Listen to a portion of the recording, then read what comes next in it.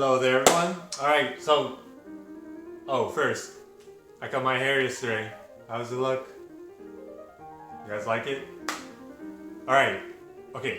So today, I figured I will show you guys how to make delicious, crispy, baked chicken drumsticks. A few steps, but if you follow them, you'll get delicious results. Alright, let's get right into it.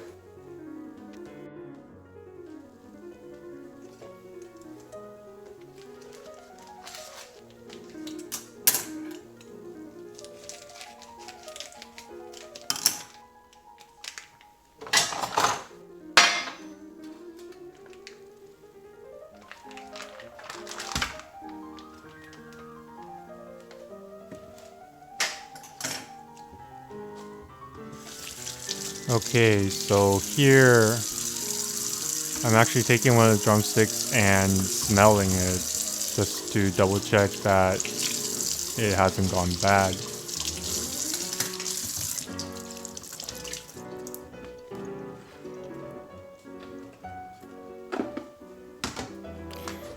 Alright, so now we are going to add some salt.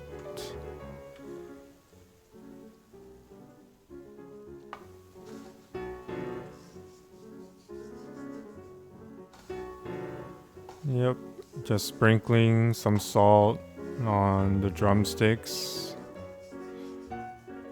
And then I'm going to pick them each up one by one and rub it all over. And that's what you want, a really even rub. So that the salt can penetrate all the way through evenly. Because that's what's going to keep the meat juicy while it cooks.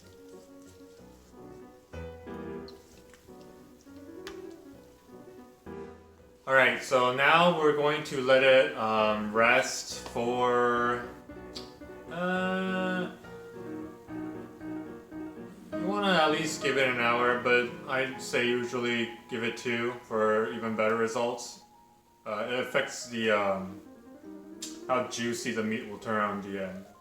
And so actually, I left one drumstick unsalted just so that after it's done baking, I can show you guys the difference between salted drumsticks and unsalted drumsticks. But yeah, alright, let's give it a bit of a wait and then we'll put it in the mini oven. Alright, so thought I'd just give you guys a simplified explanation of why salt is so important for juiciness of meat. I actually used to give like a much more detailed presentation of this, but I'm just going to give you the basics here today. Alright, you have these lines, right? They're muscle fibers, like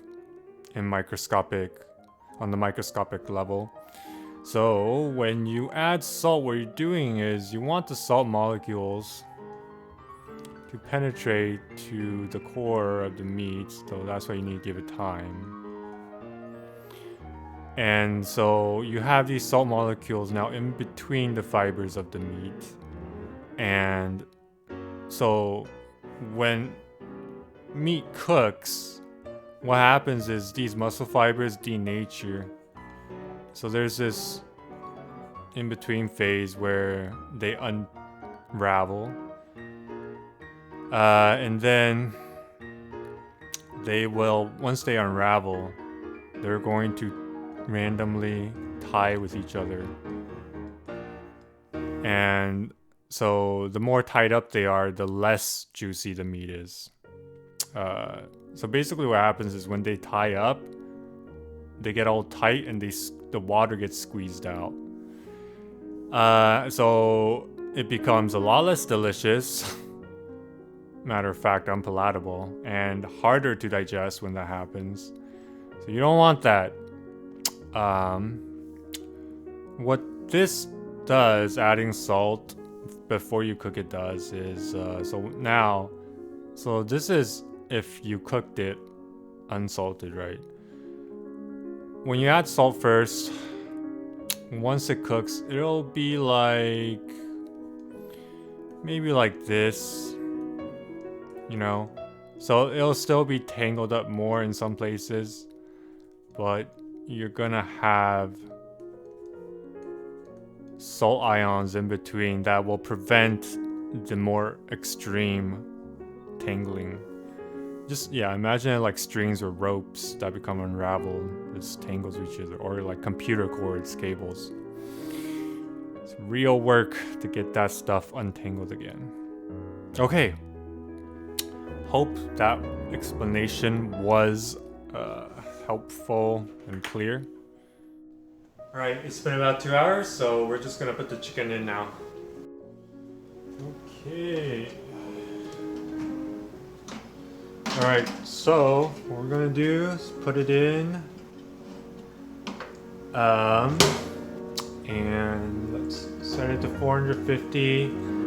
Got it on my turbo setting. So this mini oven actually has a fan, which helps quite a bit to get that crispy skin, because it dries the moisture out from the surface of the chicken, so the skin. Much better than like if you processed it purely with heat.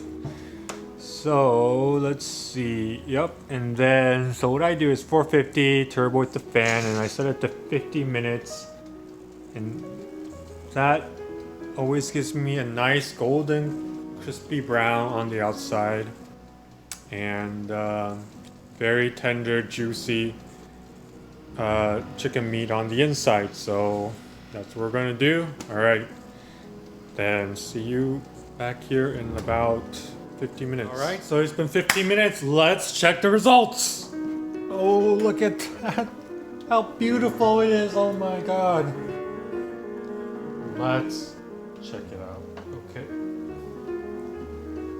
You guys see that beautiful, crispy, golden brown skin? Oh, Lord. All right, I'm gonna let it cool off just a tad and then give it a taste test for y'all to see. All right. So this is the one I didn't salt, and if you guys look, so you'll see that the texture looks kind of stringier than this one, which I did salt. You see how much smoother that meat looks, the surface of it, versus this one where it's a little more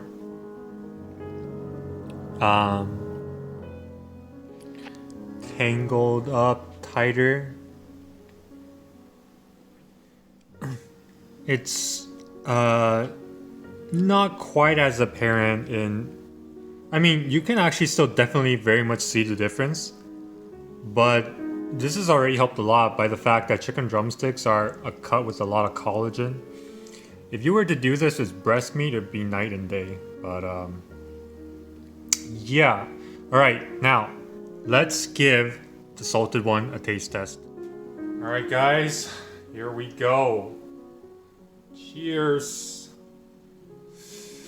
Yeah. Oh wow, yeah.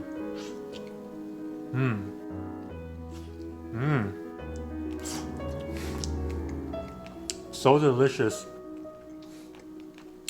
And the chicken flavor and aroma is so rich. Delicious, organic, pasture-raised chicken.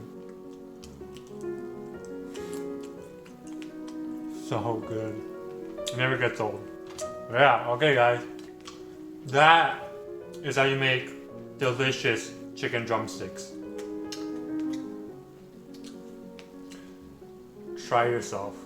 You will like the results. Okay. I think that's about it for today. Thank you for watching. I'm gonna go enjoy my meal now.